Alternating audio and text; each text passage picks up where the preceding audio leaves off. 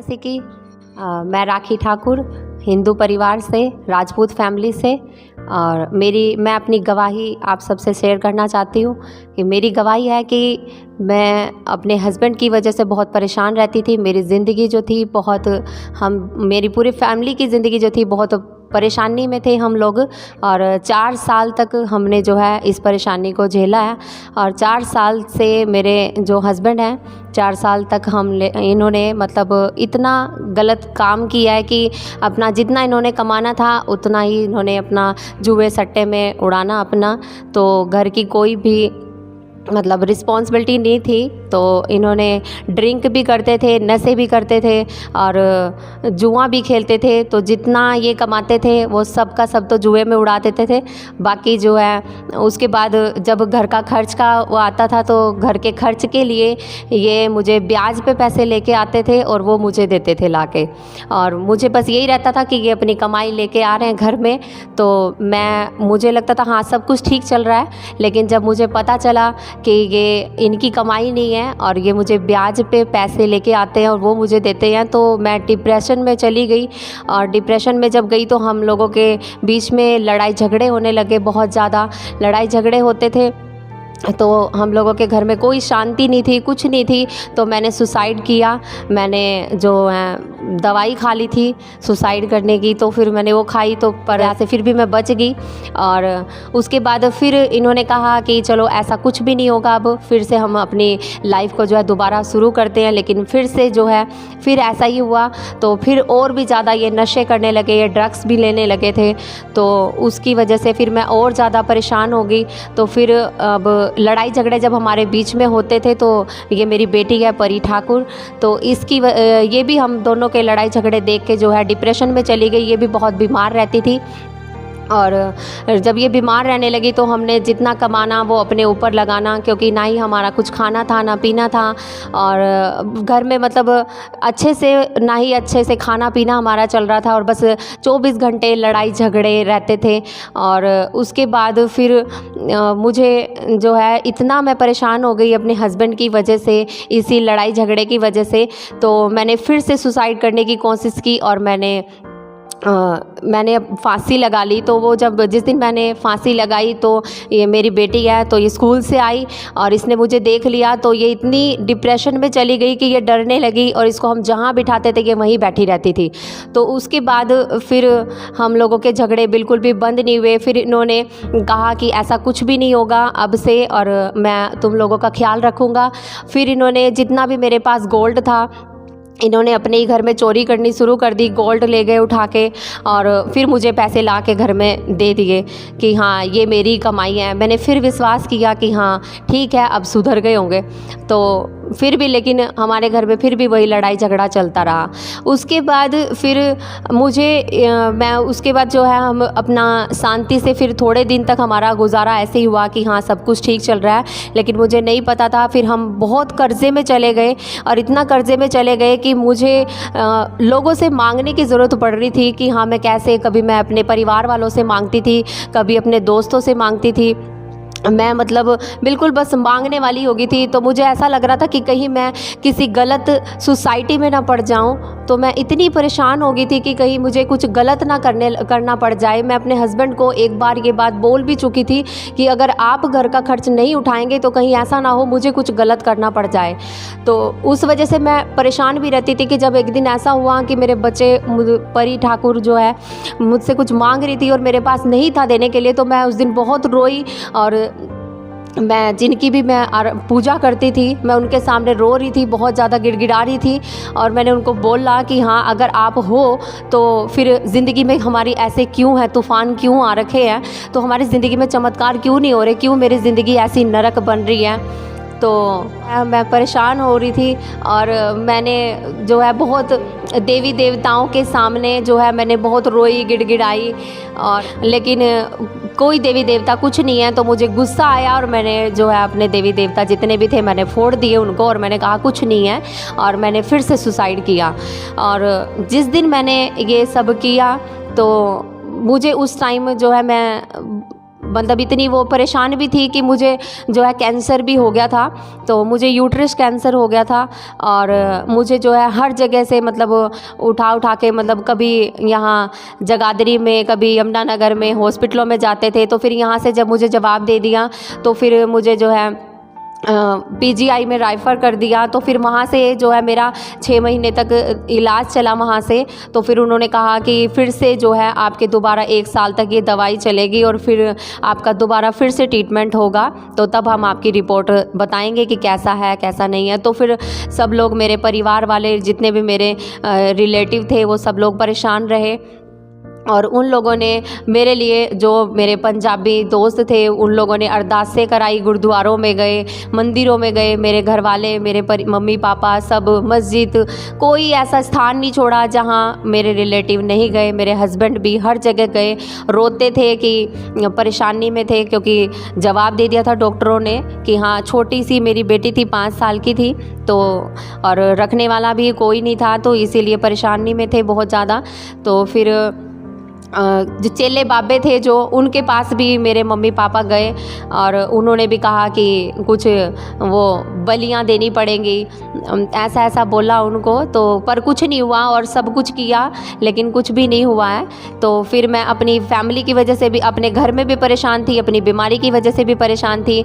फिर किसी भाई ने जो है हमें बताया, फिर मेरे हस्बैंड ने मन्नत मांगी। मैं बालाजी गया, बालाजी जाके मैंने वहाँ पे मन्नत मांगी कि बाबा मेरी पत्नी को ठीक कर दे, उसको चंगा कर दे, मेरे घर परिवार में शांति दे दे, तो मैं तेरे नाम की 41 दिन अपने घर में जोत जलाऊंगा और मैं नीचे पड़ा करूँगा, बेड पे नहीं पड़ूंगा, नीचे फर्श पे लिटा करूँगा। तो मैं जैसे मैं बालाजी गया, वहाँ से मैं आया, अपने जोत जात ले गया, तो मैंने 41 दिन जोत जलाई।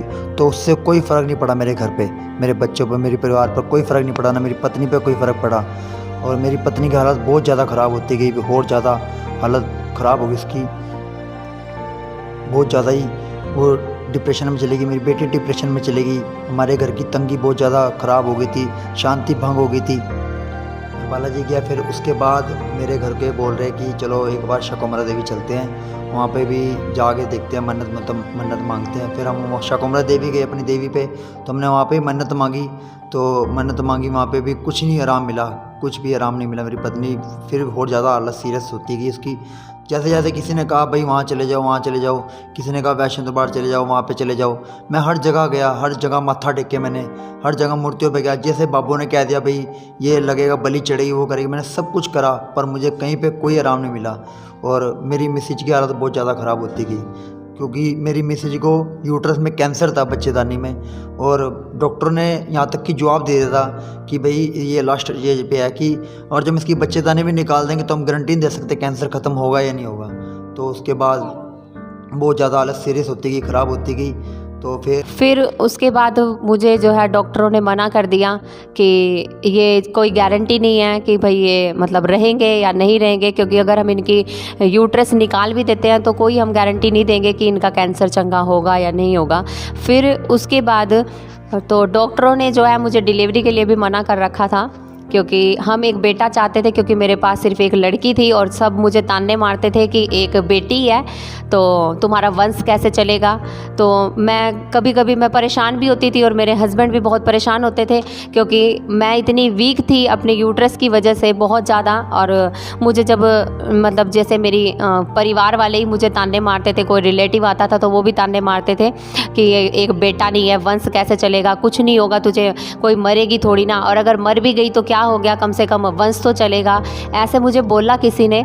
तो फिर उसके बाद मैं बहुत परेशान हुई। मैंने कहा एक बच्चे की आशीष भी मेरे पास भी होती, मेरे पास एक बेटा होता तो मैं उस वजह से भी परेशान रहती थी कि मैं एक इनके घर के वंश को नहीं चला पा रही हूँ, क्योंकि मैं अपने घर में बड़ी हूँ।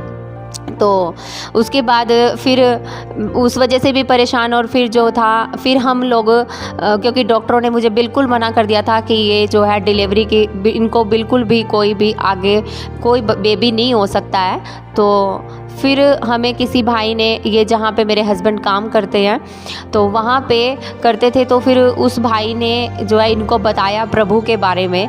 और फिर प्रभु के बारे में जब इनको बताया तो फिर मेरे हस्बैंड ने मुझे आके बताया कि वो ऐसा ऐसे बात है, अपने दोस्त के बारे में उन्होंने सारा बताया कि उसका भाई जो है उसकी तबीयत ठीक नहीं रहती थी और वो प्रभु के भवन में गया और वो वहाँ पे जाके ठीक हुआ। तो मैंने उस वक्त अपनी बीमारी को नहीं देखा कि मुझे कैंसर है, क्योंकि मैं जीना नहीं चाहती थी। मैं अपने घर के हालातों से बहुत परेशान थी, क्योंकि मैं पहले भी सुसाइड कर चुकी थी और मैं दिन रात ये दुआ करती थी कि बस मैं जीना नहीं चाहती हूँ, मैं मरना चाहती हूँ।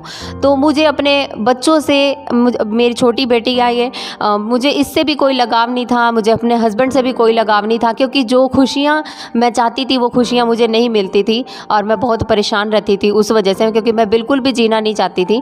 और फिर मैं सिर्फ अपने हस्बैंड की वजह से, जब इन्होंने मुझे बताया कि वहाँ पे ऐसे जाएंगे तो तेरा कैंसर ठीक हो जाएगा, हम वहाँ चलेंगे, तो मैंने ये नहीं सोचा था कि मुझे कैंसर है। मैं सिर्फ अपने हस्बैंड के लिए आई थी यहाँ पे।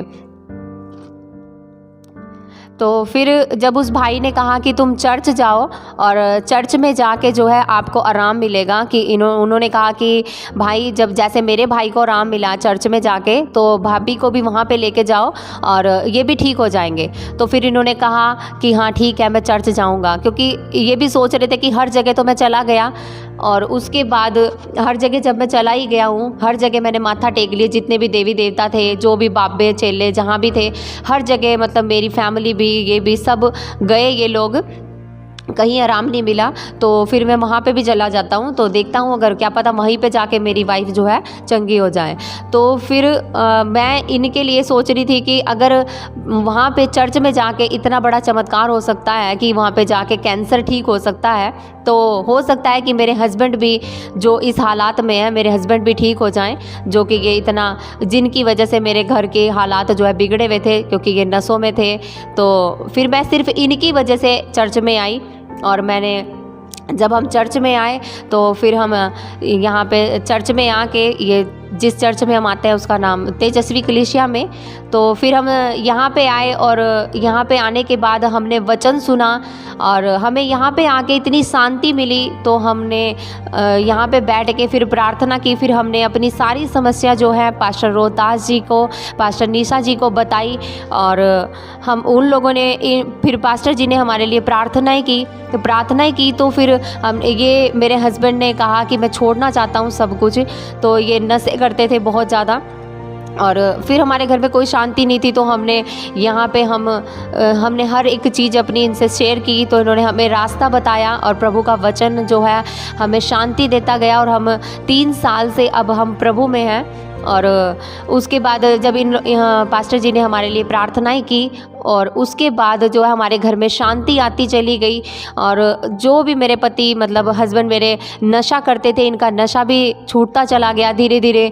उसके बाद जो भी मेरे घर में बरकत नहीं थी, पैसे नहीं आते थे, लड़ाई झगड़े थे, वो सब ख़त्म होके और अब बिल्कुल शांति से जो है हम अपना जीवन बिताते हैं। और मैं जो थे, हम 3 संडे यहाँ पे आए थे और 3 संडे के बाद ही मुझे पता चला कि मेरा कैंसर भी जो है वो चला गया। जबकि मैं सिर्फ यहाँ पे अपने कैंसर की वजह से नहीं आई थी, मैं सिर्फ अपने हस्बैंड की वजह से आई थी। और 3 हफ्ते ही हम आए यहाँ पे और 3 हफ्ते बाद मेरा कैंसर भी चला गया। उसके बाद 1 साल तक जो है हमने बेबी भी, हमारा ये अनुराग ठाकुर हैं जो मुझे डॉक्टर मना कर चुके थे कि ये बेबी बिल्कुल भी बेबी नहीं हो सकता है। उसके बाद जो है, हाँ, ये मैं एक बेबी बॉय के साथ भी ब्लेस हूँ, प्रभु ने मुझे एक बेबी की आशीष भी दी है।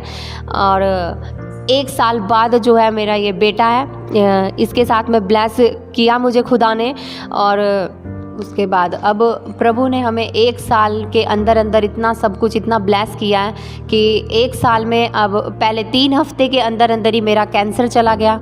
उसके बाद मैं कंसीव किया, फिर मैंने कंसीव करने के बाद 1 साल के अंदर ही, जो डॉक्टर मुझे ये कहते थे कि बेबी नहीं होगा, 1 साल के अंदर ही प्रभु ने मुझे एक बेबी बॉय के साथ ब्लेस किया। और अब मेरी बेटी जो थी इतनी डिप्रेशन में थी, वो भी डिप्रेशन में नहीं थी रही अब। और मेरे जो हस्बैंड हैं, ये भी कोई ऐसी इनके अंदर कोई ऐसी अब बुरी आदत नहीं है जो कि इतनी इनकी वजह से जो घर में लड़ाई झगड़े रहते थे, परेशानी रहती थी, घर में कभी कुछ खाने को नहीं होता था, तो बहुत ज़्यादा मतलब तंगी में थे, तो वो कोई तंगी का जीवन नहीं है हमारा बिल्कुल भी। अब हम खुशी से रहते हैं। जब से हम चर्च में आए हैं, जब से हमने प्रभु का वचन सुना, तो अब हम प्रभु में आनंदित हैं बिल्कुल। कोई मेरे घर में किसी चीज़ की घटी नहीं है। हर चीज़ मेरे घर में रहती है, प्यार से हम लोग रहते हैं। कोई लड़ाई झगड़ा नहीं है, कोई परेशानी नहीं है, कोई बीमारी नहीं है, कोई कर्जे नहीं है। हर चीज़ जो है, कर्ज में हम डूब गए थे बहुत ज़्यादा, इतना कर्जे में डूब गए थे कि बस बार बार हमने मांगना ही होता था।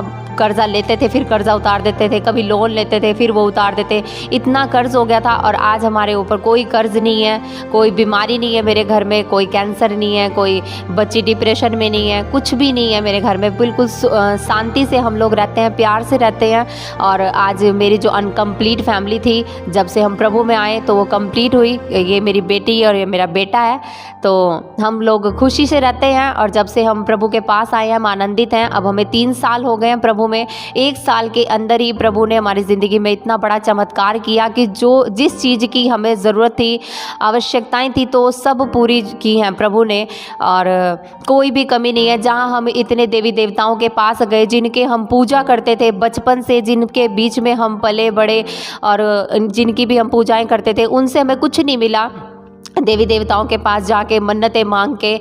लेकिन जब हम प्रभु के पास आए, प्रभु ने 1 साल में इतना कुछ बदल दिया कि अब लोग हमें ताने मारते हैं, कहते हैं तुमने धर्म बदल लिया, और तुम्हें वो मांस खिलाते हैं, तुम्हें ये करते हैं, तुम धर्म बदल चुके हो। तो लोग हमें ताने मारते हैं, तो उससे हमें कोई फ़र्क नहीं पड़ता, क्योंकि हमें पता है कि हमारी ज़िंदगी कैसी थी, क्योंकि हम जीना भी नहीं चाहते थे। और वो लोग अब जो हमें ताने मार रहे हैं, वो ये सब देखते हैं कि ये कैसी ज़िंदगी जीते हैं, तो उस चीज़ से हमें कोई फ़र्क नहीं पड़ता कि लोग हमें क्या कह रहे हैं, क्योंकि हमारा जीवन बदला है, हमने कोई धर्म नहीं बदला अपना। तो उस वजह से जो है, हमें अब कोई फ़र्क नहीं पड़ता कि कोई हमें क्या कह रहा है। लेकिन हमें ये पता है कि हाँ, प्रभु में आने के बाद हम आनंदित हैं और खुशी से हैं। तो जितनी समस्याएं थी हमारे जीवन में, पर प्रभु में आने के बाद प्रभु यीशु पे हमने विश्वास किया, और परमेश्वर कहता है कि विश्वास करने वालों के लिए सब कुछ हो सकता है। तो हमने परमेश्वर पे विश्वास किया, और परमेश्वर कहता है कि अगर तू विश्वास कर तो तू और तेरा घराना उद्धार पाएगा। तो हमने परमेश्वर पे विश्वास किया, और जैसे ही प्रभु के सत्य वचन हैं, परमेश्वर ने अपने वचन के अनुसार हमारी ज़िंदगी में भी काम किया। तो जैसा जैसा हमारी लाइफ में था, मतलब टेंशन, डिप्रेशन, हद से ज़्यादा परेशानियां थी, लेकिन प्रभु ने अपने वचन के अनुसार ही हमारी ज़िंदगी में ऐसा काम किया कि अद्भुत चमत्कार हमारी ज़िंदगी में किया। और आज हमारे घर में कोई भी परेशानी नहीं, कोई परेशानी नहीं है, कुछ नहीं है। और जबकि चर्च वालों के ऊपर ब्लेम आता है कि ये मांस खिलाते हैं, ये धर्म बदलते हैं, पर ऐसा कुछ नहीं है। परमेश्वर कहता है कि मैं धर्म बदलने नहीं, मैं जीवन बदलने आया हूँ। तो परमेश्वर ने हमारे जीवन को बदला है, धर्म को नहीं बदला है। बस बेशक हमें लोग ताने मारते हैं, लेकिन हमें पता है कि हम कैसी लाइफ अपनी जो है काट रहे थे।